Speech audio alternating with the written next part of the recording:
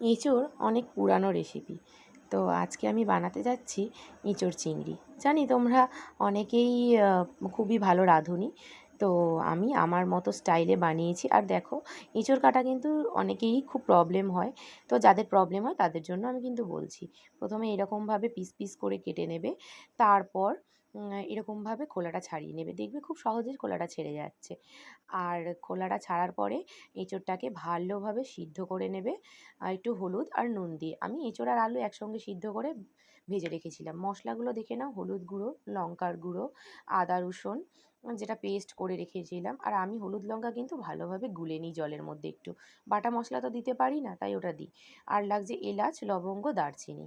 ধনে গুঁড়ো, জিরে গুঁড়ো, লঙ্কা, হলুদ একসঙ্গে জল ঢেলে একটু গুলে রাখি।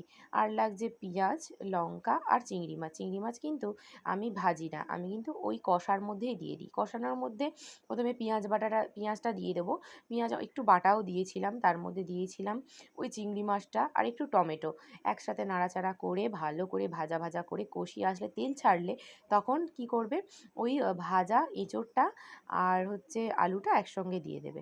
দেওয়ার পরে স্বাদ মতো নুন আর একটু জল দিয়ে দেবে। আমি একটু বাটি ধোয়া জল দিতে কিন্তু খুব পছন্দ করি, যেহেতু ওর মধ্যে মশলা লেগে থাকে।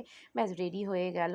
তারপর আমার একটু ফোটানোর পরে ঘি মশলা দিয়ে নামিয়ে নিলেই হয়ে যাবে তৈরি আমাদের এঁচোড় চিংড়ি। Tata, bye bye. অবশ্যই ট্রাই